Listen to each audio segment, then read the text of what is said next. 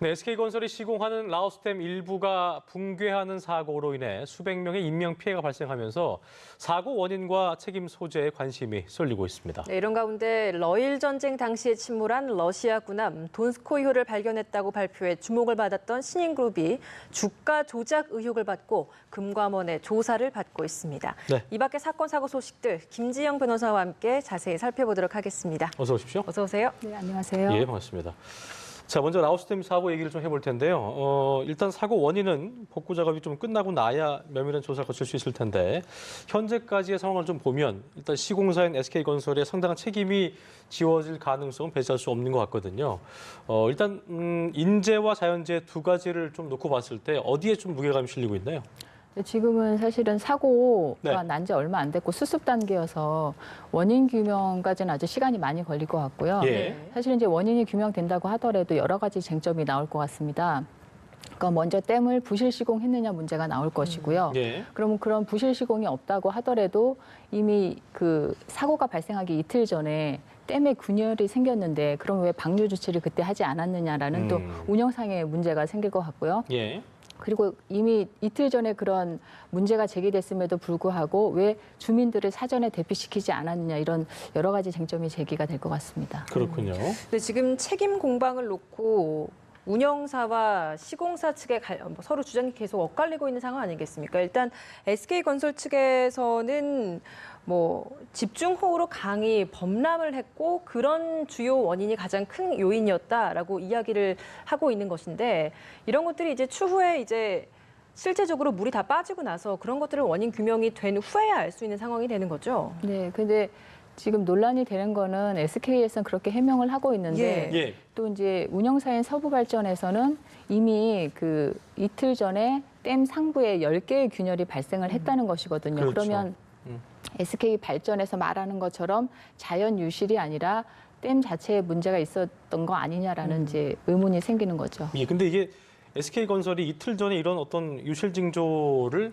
그럼 체크업하지 못했다는 거라고 봐야 되나요? 아니면 알면서도 어떻게 봐야 될까요? 알면서도 이런 피해를 자초한 건 아닐 것 같고요. 예.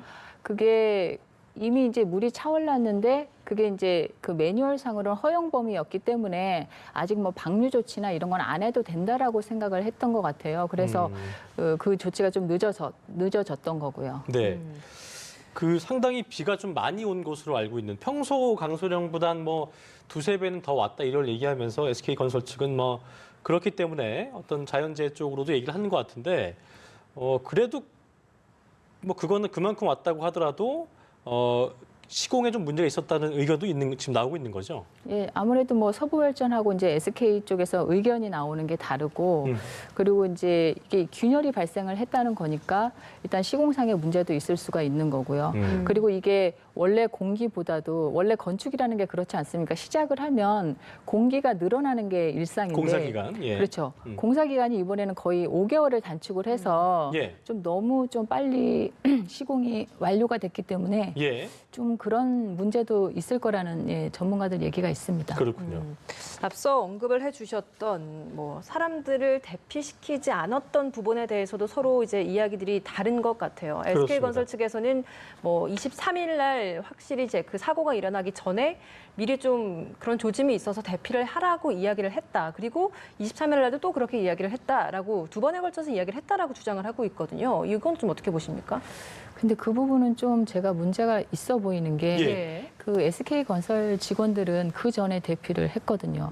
그리고 이제 20일 날 서부발전에서 댐에 균열이 생겼으니까 우리가 이제 이거를 복구 작업을 해야 되겠다. 그러면 상태가 좀 심각한 거니까 안전을 우려해서 미리 이제 라오스 주정부 쪽에 빨리 주민들을 대피해달라는 그런 조치를 며칠 전에 취했어야 하는 거 아닌가라는 생각이 듭니다. 그러니까 제가 그래서 아까 여쭤본 건데 변호사님께서는 일부러 그걸 알고 그랬습니까만 저희도 이제 그렇게 생각하고 있습니다만 어쨌든 현장에 있었던 근로자들은 대피를 했기 때문에 어떤 그런 고의성이 없지 않아 있던 거 아니겠느냐 이런 얘기가 나오더라고요. 예. 그래서 운영상의 가실 문제도 나중에는 좀 따져봐야 될 것 같습니다. 그렇군요.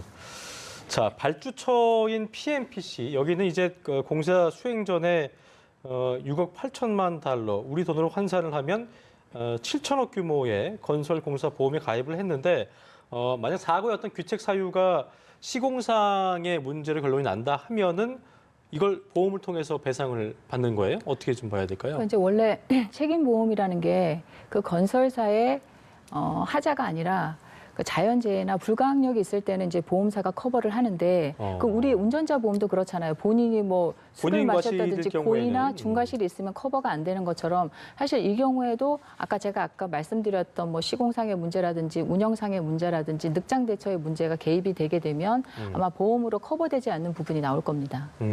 인재의 어떤 그렇죠. 그 요소가 있다 그러면 안 될 가능성도 크다는 말씀이신 네. 거죠? 알겠습니다. 예. 뭐 시민단체들 라오스댐 사고에 한국 정부 책임도 있다라고 이야기를 하면서 철저한 진상 조사를 촉구하고 있는데 뭐 라오스가 시공사 SK건설뿐 아니라 한국 정부에까지 책임을 물을 그 여부는 좀 어떻게 전망하고 계십니까? 예. 그러니까 이게 단순히 이제 SK건설이 민간 차원에서 들어간 게 아니고 ODA라고 해서 한국에 이제 공적 자금이 들어간 부분이거든요. 그리고 이게 이제 2013년에 시작이 됐는데 그때 당시에도 이제 환경단체라든지 국정감사에서 문제 제기가 있었습니다. 이게 세이프가드 그 기준을 잘 준수하지 않았다라는 부분하고 그다음에 환경 영향 평가 같은 것이 제대로 이루어지지 않았다라는 부분이 있는데 만약에 그것이 원인이 돼서 이런 문제로 이어졌다고 하면 사실 정부가 관리 감독 책임을 잘 못한 것이기 때문에 예, 그것도 문제 될 것 같습니다. 이게 아까 저기 그랬잖아요. 이게 만약에 인재가 드러나서 보험 처리가 안 될 경우에 이게 국가 인프라 사업 같은 거기 때문에 워낙 규모가 크잖아요. 이거를 SK건설의 한 일개 기업이 이걸 감당할 수 있겠느냐. 그런 상황이 온다면 어떻게 해야 되는 거예요? 아마 국가를 상대로 해서도 라오스 주정부나 라오스에서. 예, 그렇죠. 뭐 국가를 상대로 해서 그리고 SK건설을 상대로 해서 각각 뭐 소송을 제기를 하겠죠. 네, 알겠습니다. 자, 주제를 좀 바꿔서 저희가 보물선 얘기를 좀 해볼까 싶습니다. 울릉도 앞바다에서 돈스코이호 발견했다는 친일그룹이 오늘 오전에 기자회견을 했는데요. 돈스코이호에 금화나 금괴가 있는지 현재로서는 알 수 없다 이렇게 말을 했는데 처음에는 이제 저희가 주가 한창 오르고 이럴 때 돈스코이호 얘기 나올 때 150조 원 상당의 어떤 보물이 있다 주목받았는데 이게 뭐 아닌가 봐요? 근데 어떻게 봐야 되는 거예요? 앵커님도 그 150조 얘기 들으면서 되게 황당하다는 생각 안 하셨어요? 예, 뭐 그런 좀 생각도 들기도 또 했죠. 그런 느낌도 있었습니다. 예, 뭔가. 그러니까 이게 돈스코이어가 이번만 문제된 게 아니라 여러 차례 그러니까 뭐 1980년대도 그렇고 뭐 2000년대도 그렇고 몇 개 업체가 인양 시도를 했었거든요. 근데 네.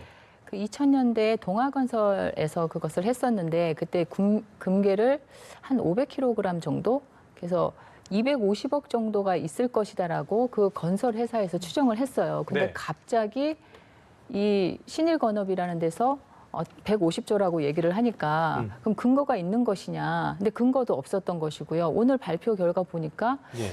아니 뭐 몇 개 상자가 있었고 현장 조사를 해보니까 현장 조사가 또 어떻게 된 건지도 모르겠지만 그렇죠. 그 과정도 아직 얘기 그리고 나온 게 없죠. 가장 황당한 거는 그 전에 몇 개 업체가 그런 시도를 했으니까 당연히 재산적 가치가 있는 무언가가 있을 거다 이런 얘기를 했다는 막연한 거죠. 추측으로. 그렇죠. 그러니까 그 근거도 없었던 것이고 굉장히 이거는 형사적으로도 좀 수사를 해봐야 될 사항인 것 같습니다. 그렇죠.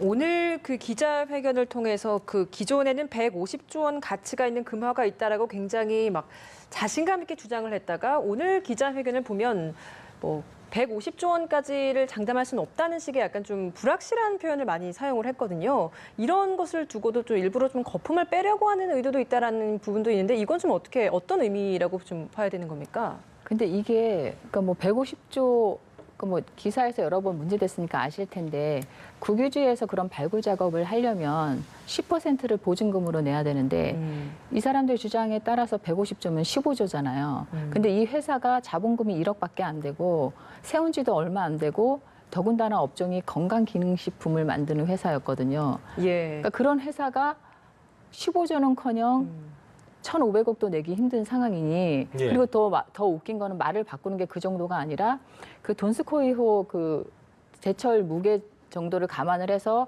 그게 한 뭐 12억 정도 되니까 그런 보증금으로 1억 2천만 원을 내겠다 이런 황당한 주장도 했었거든요. 그러니까 보니까 주가가 오르기 전에 그러니까 좀 또 석연치 않은 정황이라는 것이 골드코인이라는 거를 좀 통해서 발행해서 투자자를 좀 모았다, 투자금을 좀 모았고 그 이후에 이제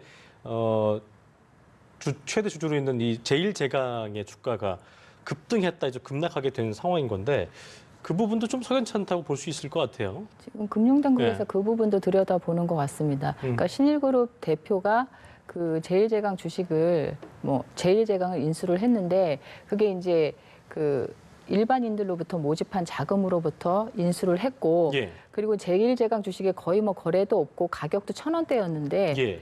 그 보물선 요런 방송이 나가고부터 거래량도 6배 정도 늘고 주가도 5,000원. 상한가를 갔다가 그렇죠. 그 다음까지 갔다 다시 예. 떨어졌죠. 그러니까 예. 그걸 보면 그러면 사전에 그런 방송에 보물선 호재를 터뜨리기 전에 내부자가 그런 미공개 정보를 이용해서 주가 조작한 것이 아니냐 이런 의심도 지금 하고 있는 상황입니다. 예. 때문에 금감원에서 불공정 거래 조사를 하고 있다는 건데 그렇다면 만약에 주가 조작이다 이런 것들이 확인이 된다라고 하면 어떤 처벌이 내려지는 겁니까? 그러니까 지금 주가 조작뿐만이 아니라 일반인들한테 자금 모집한 것도 유사수신 행위가 될 수 있고 예. 그리고 지금 150조 금괴라고 했는데 그것도 근거가 전혀 없이 일반인들을 모집한 거기 때문에 그럼 사기 행위도 될 수가 있기 때문에 예. 예, 이건 단순히 주가 조작 문제는 아닌 것 같습니다. 그러면 주가 조작 그리고 유사수신 행위, 그다음에 여기에 사기, 사기까지 네. 포함이 되는 거네요. 네, 네. 이런 상황에서 보니까 신일그룹의 실체에 대해서 의구심 품는 분들 좀 많았는데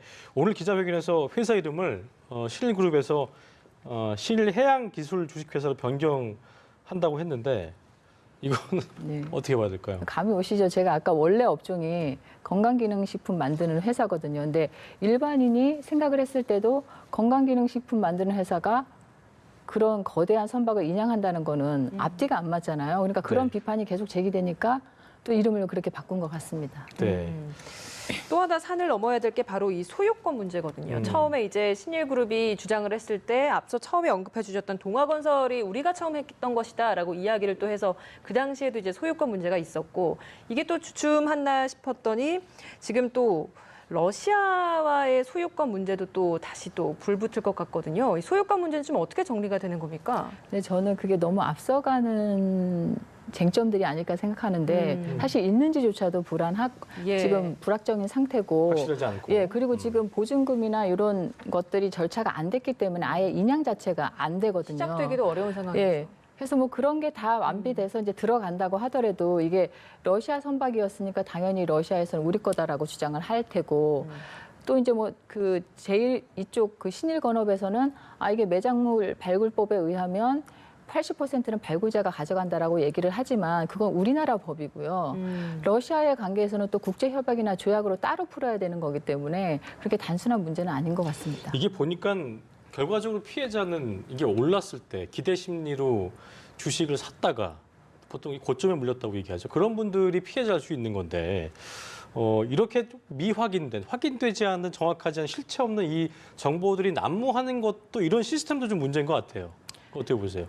근데 사실은 사기 피해를 당할 때 예. 그 일반적으로 법원이나 검찰에서는 피해자한테도 이게 주요 의무를 다 했는지 과실이 없는지를 보거든요. 그리고 아까 제가 유사수신행위나 사기를 말씀드렸지만 네. 실제 수사에서 그걸 밝혀내는 거는 굉장히 복잡하고 저쪽에서도 또 나름대로 증거들을 들이댈 거기 때문에 그게 명확하게 밝혀진다는 근거도 없거든요. 그러니까 예. 피해자들이 일단 먼저 챙겨볼 건 챙겨보고 아까 말씀드렸던 법인 등기부 등본만 봐도 예. 자본금이 1억밖에 안 되고 세운 지 몇 달밖에 안 되고 그런 전력이 전혀 없는 회사라고 하면 의심을 해봤어야 된다는 거죠. 그래도 제 회사의 재무 상태를 좀 파악해서 이게 가능한 것인가 아닌 거에 대한 좀 판단이 좀 필요한다.